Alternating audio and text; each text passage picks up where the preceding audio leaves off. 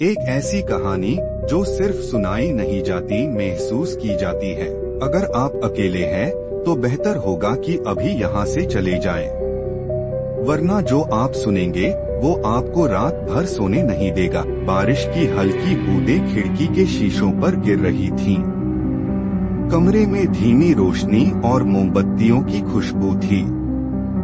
विशाल ने रिया का हाथ पकड़ा और उसकी आंखों में झांकते हुए कहा, रिया, तुम्हें पता है न मैं तुमसे कितना प्यार करता हूँ। रिया मुस्कुराई और उसके सीने से लग गई। हाँ, और मैं भी तुमसे उतना ही प्यार करती हूँ। विशाल ने उसकी कमर पर हाथ रखा और उसे करीब खींच लिया।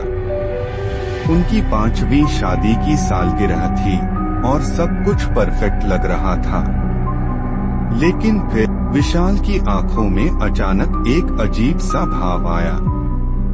उसने धीरे से कहा, मैं चाहता हूँ कि ये रात कभी खत्म न हो। रिया हंसते हुए बोली, तो इसे हमेशा के लिए यादगार बना देते हैं। विशाल ने धीरे से उसकी गर्दन पर उंगलियां फेरी और फिर एक झटका। रिया ने महसूस किया कि कुछ ठीक नहीं था।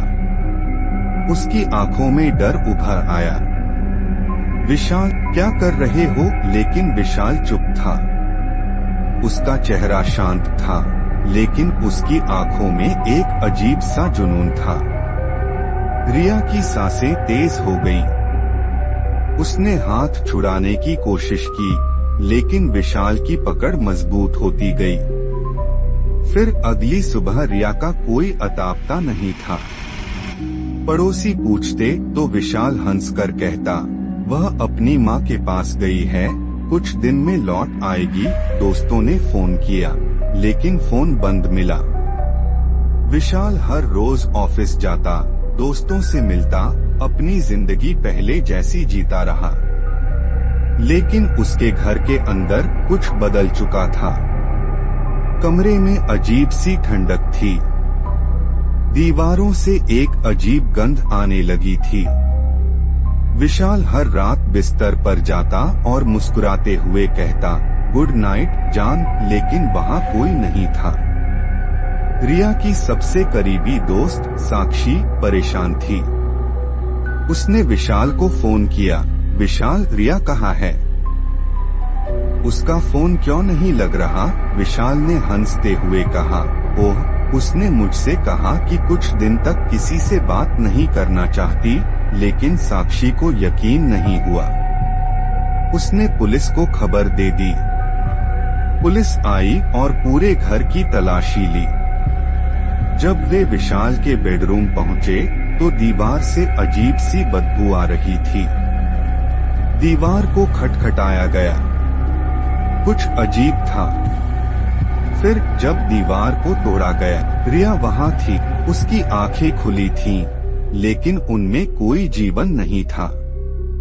उसका शरीर दीवार के अंदर ठूसकर छिपाया गया था, ठीक उसी जगह जहां विशाल हर रात सोता था। विशाल को गिरफ्तार कर लिया गया। जब उससे पूछा गया, तुमने ऐसा क्यों किया, तो उसने हल्की मुस्कान के साथ कहा, क्योंकि मैं उससे बहुत प्यार करता था और मैं नहीं चाहता था कि वह मुझसे कभी दूर जाए। पुलिस वाले कांप गए। एक प्यार करने वाला पति जिसने अपनी पत्नी को हमेशा अपने पास रखने के लिए उसकी जान ही ले ली। विशाल मुस्कुराया और बोला, रिया अब भी मेरे पास है। मैं हर रात उससे बातें करता हूँ। क्या आपको मेरी मोहब्बत पर शक है? कमरे में एक सन्नाटा छा गया। रिया मर चुकी थी।